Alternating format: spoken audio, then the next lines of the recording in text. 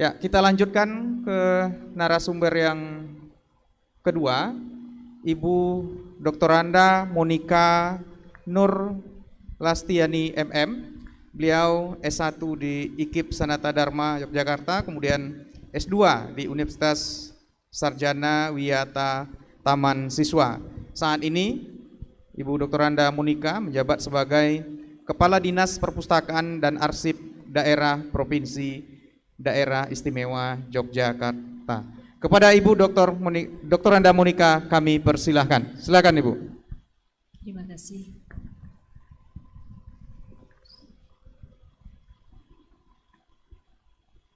Yang kami hormati Kepala Arsip Nasional, dalam hal ini ada yang mewakili Bapak Ibu yang hadir, seluruh Bapak Ibu yang hadir yang di ruangan ini, terima kasih. Bapak Ibu yang ada di depan, bapak-bapak semua, ini ternyata ibunya hanya saya. Saya sangat berterima kasih sekali karena pada hari ini kami dari Daerah Istimewa Yogyakarta diberi kesempatan untuk memberikan best practice tentang penyelenggaraan kearsipan yang ada di Daerah Istimewa Yogyakarta. Bapak Ibu sekalian, memang ada di lembaga kearsipan, khususnya di daerah, itu tidak mudah, ya, tidak mudah. Kami harus berupaya maksimal bagaimana kami bisa melaksanakan fungsi kearsipan ini dengan baik. Yang jelas Bapak Ibu sekalian, bagaimana kita membranding kearsipan sehingga arsip ini menjadi sesuatu yang tidak hanya dipandang sebelah mata, tetapi istilah saya, lalu arsip itu harus bisa dipelototin. Ya, bagaimana kami melakukan branding terhadap arsip, bagaimana kami memberikan penyadaran kepada masyarakat tentang arti pentingnya arsip di era digital saat ini, di mana anak-anak muda saat ini sangat-sangat luar biasa di bidang teknologi. Itulah yang mendorong kami untuk berkreasi. Nah, berikut kami akan sampaikan sedikit video tentang bagaimana upaya kami untuk membranding kearsipan yang ada di Daerah Istimewa Yogyakarta melalui diorama kearsipan Jogja. Silakan.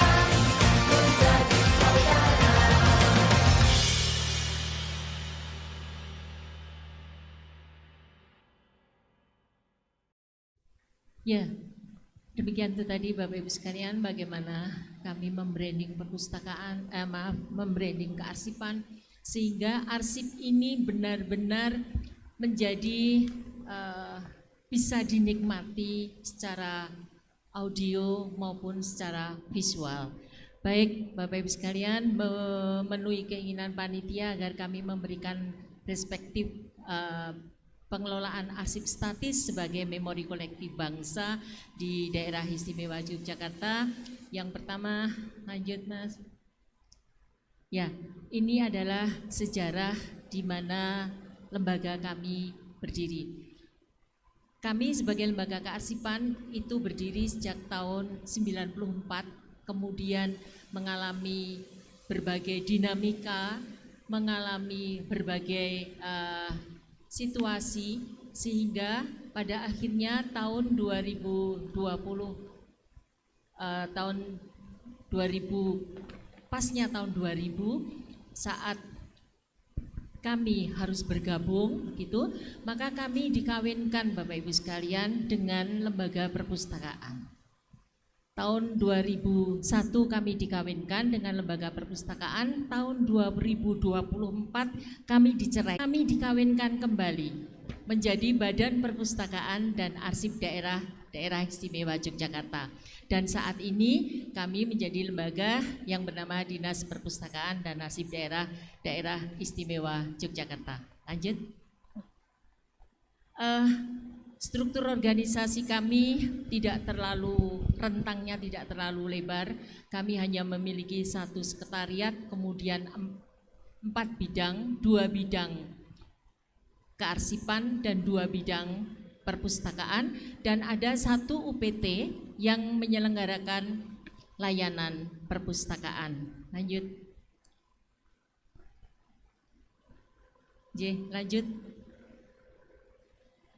Nah, ini beberapa tugas pokok kami. Saya kira tugas pokok ini sama di semua daerah. Lanjut saja. Nah, ini Bapak Ibu sekalian adalah dasar kami melakukan akuisisi. Tentu saja dasar kami atau dasar kita semua adalah Undang-Undang Nomor 43 Tahun 2009, khususnya pasal 37, dan juga kami memiliki perda tentang penyelenggaraan kearsipan yang ada di pasal 30. Lanjut. Bapak Ibu sekalian, kami yang ada di daerah istimewa Yogyakarta menyadari betul bahwa kami mempunyai tugas untuk melakukan penyelenggaraan kearsipan statis. Saat kami melakukan pengelolaan arsip statis, kami mengelompokkan berdasarkan pencipta arsip dan juga berdasarkan tema. Kami terus berupaya Bapak Ibu sekalian untuk bisa mengakuisisi arsip statis ini sehingga menjadi Khazanah arsip statis kami. Khazanah arsip statis kami yang terhimpun di lembaga kearsipan kami branding seperti tadi Bapak Ibu sekalian bisa melihat videonya untuk bisa dinikmati oleh masyarakat. Ya, saat kami melakukan upaya untuk bisa memberikan penyadaran akan arti pentingnya arsip kepada masyarakat, maka tentu saja kami harus mempunyai kesiapan Bapak Ibu sekalian. Mempunyai kesiapan bagaimana kami bisa menyajikan sebuah arsip yang menarik begitu ya. Kalau kita lihat pentingnya arsip, maka indikator kinerja utama kami di bidang kearsipan adalah berapa banyak arsip itu bisa dimanfaatkan oleh masyarakat. Sehingga kami harus berupaya sangat keras Bapak Ibu sekalian bagaimana supaya arsip kami ini tidak hanya tersimpan di depo arsip kami. Supaya arsip kami ini bisa dimanfaatkan oleh masyarakat. Supaya arsip kami ini bisa dinikmati oleh masyarakat. Nah, berdasarkan pencipta akuisisi yang kami lakukan, ini kami telah melakukan akuisisi seniman, sastrawan, budayawan itu 89 orang ataupun kelompok. kami menyadari di daerah istimewa Yogyakarta itu gudangnya seniman, Bapak Ibu sekalian. Kadang-kadang seniman itu lupa bahwa mereka itu menciptakan arsip. Bagaimana supaya karya seni mereka tidak diklaim oleh negara lain, tentu saja harus ada dukungan arsip. Dan saat kami melakukan akuisisi arsip terhadap seniman-seniman ini, ternyata beliau-beliau ini tidak sadar bahwa oh ini arsip toh, begitu ya. Kami contohkan misalnya seperti saat kami mengakuisisi arsipnya Bagong Kusudiarjo. Beliau adalah seniman tari, begitu ya. Ternyata sketch-sketch tarian yang beliau ciptakan itu berserak begitu saja. Dan saat kami bahwa ini adalah arsip, lalu semuanya menjadi tertata dengan baik. Seperti arsipnya Didi Ninitowo, kemudian arsipnya tokoh ketoprak Marsida, itu sudah kami akuisisi Bapak Ibu sekalian sebanyak 89 orang. Kemudian arsip museum itu ada 24, arsip organisasi politik atau partai itu juga sudah kami akuisisi, tetapi baru 10 partai. Karena penting kepada partai-partai itu arsipnya banyak yang dibawa pulang. Nah inilah yang kerja keras kami harus memberikan pemahaman kepada beliau-beliau bahwasanya arsip itu harus dikumpulkan, arsip itu harus diolah, dan arsip itu harus disajikan sebagai bukti otentik. Kemudian ada organisasi masyarakat, organisasi sosial, ada perorangan juga di sini 16 tokoh. Kemudian berdasarkan tema kami memiliki arsip gempa bumi, arsip erupsi Merapi, saat itu ada 15 pencipta arsip. Kemudian arsip pernikahan agung di Keraton Yogyakarta, itu juga kami sudah memiliki. Kita tahu bahwa Ngarso Dalem yang ke-10 ini mempunyai 5 putri, sehingga arsip pernikahan 5 putri ini sudah kami akuisisi dari 5 pencipta arsip. Kemudian arsip kepresidenan itu juga ada 5 pencipta arsip.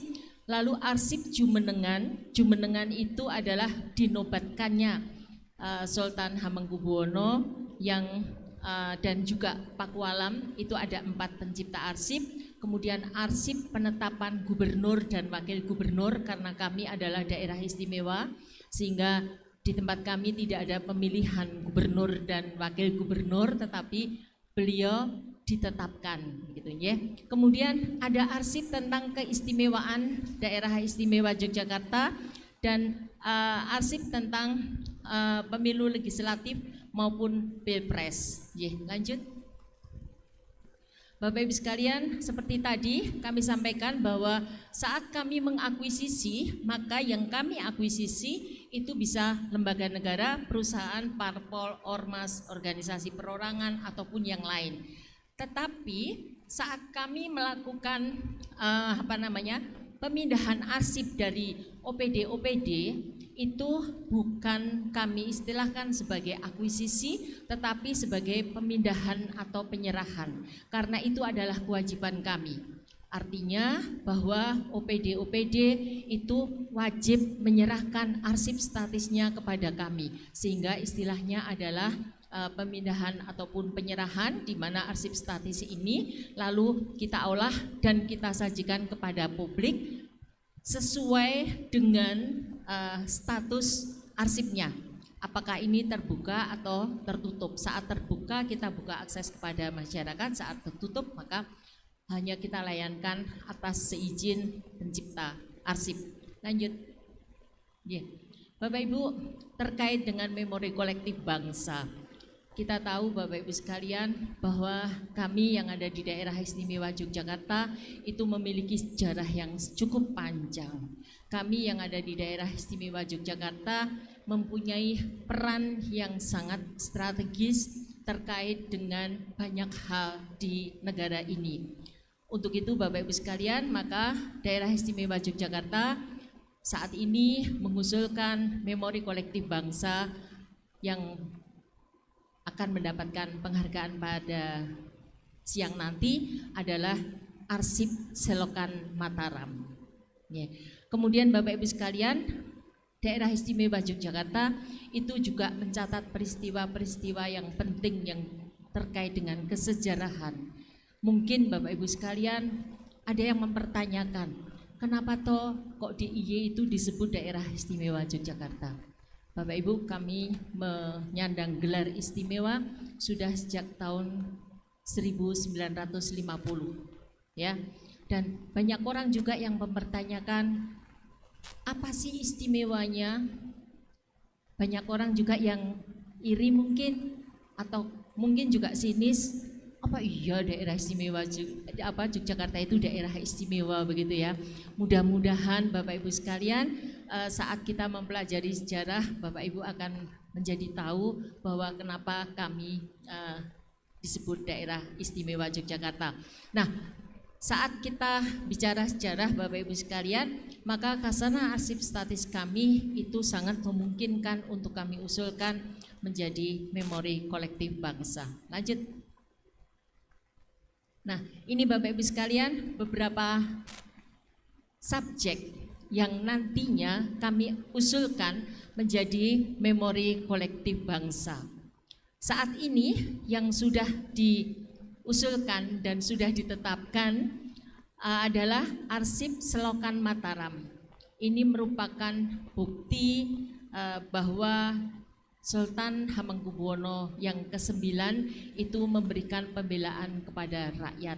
Saat itu Ngarso Dalem yang ke-9 ini tidak ingin masyarakat Yogyakarta mengikuti Romusa saat pemerintahan Jepang. Untuk itu beliau membuat strategi, membuat Selokan Mataram dan mengerahkan seluruh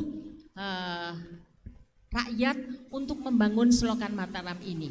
Karena ada mitos bahwasanya Mataram itu akan makmur saat dua sungai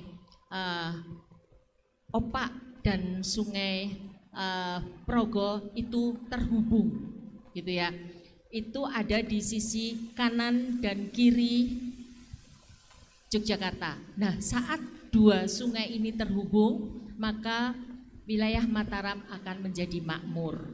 Nah, untuk itulah beliau berstrategi sehingga terbentuklah Selokan Mataram ini. Tetapi ke depan kami akan mengusulkan beberapa memori kolektif bangsa yang terkait. Yang pertama adalah Arsip Sumbu Filosofi Yogyakarta. Jadi kami yang ada di daerah Jakarta itu memiliki sumbu filosofi Bapak Ibu sekalian dari Panggung Krapyak. Bagi yang sudah pernah ke Yogyakarta, dari Panggung Krapyak sampai dengan Tugu Yogyakarta. Yang ada yang pernah ke Jogja pastinya kenal Tugu ya, ada di ujung Jalan Malioboro. Nah, itu kalau ditarik lurus ke selatan, itu di sana ada Panggung Krapyak. Nah, sumbu filosofi ini Bapak Ibu sekalian itu mengandung filosofi yang sangat tinggi. Ya, jadi filosofi yang terkandung di dalam sumbu filosofi ini adalah manunggaling kawula Gusti, Bapak Ibu sekalian. Manunggaling kawula Gusti. Artinya adalah bahwa bagaimana manusia itu tercipta dari sosok seorang ayah dan ibu, bagaimana proses seorang manusia itu terbentuk, kemudian dilahirkan, kemudian mengalami penggemblengan sampai dengan dewasa dan pada akhirnya kembali ke hadapan Tuhan. Nah, ini sumbu filosofi ini yang saat ini menjadi destinasi wisata kami dan kami memiliki trip Bapak Ibu sekalian dengan base khusus untuk menelusuri sumbu filosofi ini. Kemudian kami juga memiliki arsip jejak agresi militer 2 di Yogyakarta, di mana arsip ini saat ini dalam proses penghimpunan untuk melengkapi menjadi sebuah arsip yang utuh begitu. Kemudian kami juga memiliki arsip Taman Siswa pelopor pendidikan modern Bapak Ibu sekalian, Ki Hajar Dewantoro. Ini juga menjadi kekuatan kami. Dan juga ada arsip bedah Ngayogyakarta atau Gegerspai. Gegerspai ini menceritakan tentang bagaimana Keraton Yogyakarta, pemerintah daerah istimewa Yogyakarta mempertahankan benteng yang ada di keraton dari serangan Inggris dan Spanyol. Lanjut. Ini Ibu Bapak sekalian, Selokan Mataram. Kami tadi sudah menceritakan tentang Selokan Mataram, bahwa Selokan Mataram itu juga sering disebut Gunsai Hasuiro atau Gunsai Yusuiro gitu ya. Karena ini terbentuk pada pemerintahan Jepang, Bapak Ibu sekalian. Dan Selokan Mataram ini dibangun tahun 1944 dan selesai 1945. Hanya dalam kurun waktu 1 tahun, Selokan Mataram ini sudah selesai dibangun dengan kurang lebih sekitar 7.000 pekerja setiap harinya. Nah, ini yang kami usulkan Bapak Ibu sekalian. Lanjut. Nah, terkait dengan akuisisi Selokan Mataram, Bapak Ibu sekalian, kami melakukan akuisisi ke beberapa OPD, ada jabatan pemerintahan umum, ada biro umum, kemudian ada biro humas, kemudian ada dinas pekerjaan umum, kemudian ada juga dari lembaga besar, balai besar wilayah Serayu Opak, begini ya. Kemudian juga tentu saja kami melengkapi arsip Selokan Mataram ini dari ANRI juga. Lanjut. Ini yang kami lakukan Bapak Ibu sekalian supaya kami bisa mengumpulkan arsip Selokan Mataram. Kami melakukan wawancara sejarah lisan, di situ antara lain adalah kepada Bapak Harjo Kamsi. Beliau itu kami wawancarai karena saat pembangunan Selokan Mataram beliau itu adalah mandornya. Ya, karena kami harus mencari siapa sih yang masih bisa kami mintai informasi. Nah, ini beberapa. Kemudian ada juga sejarawan Prof. Hartono dari UGM, ini yang juga mampu memberikan penjelasan secara detail tentang pembangunan Selokan Mataram. Lanjut. Nah, ini Bapak Ibu sekalian, Kasanah Selokan Mataram kami itu tekstual ada 17 nomor, kemudian dari foto itu ada sekitar 360 nomor, kartografi ada 24 nomor, dan juga audiovisual itu ada 6 nomor. Lanjut.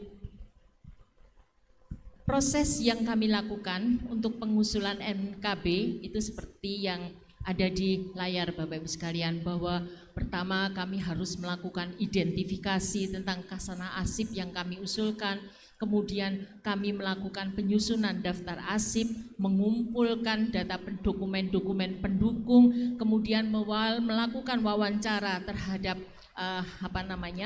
para tokoh yang terkait dengan pembangunan Selokan Mataram yang masih hidup, begitu Bapak Ibu sekalian. Dan kami melakukan registrasi ke Arsip Nasional Republik Indonesia. Lanjut.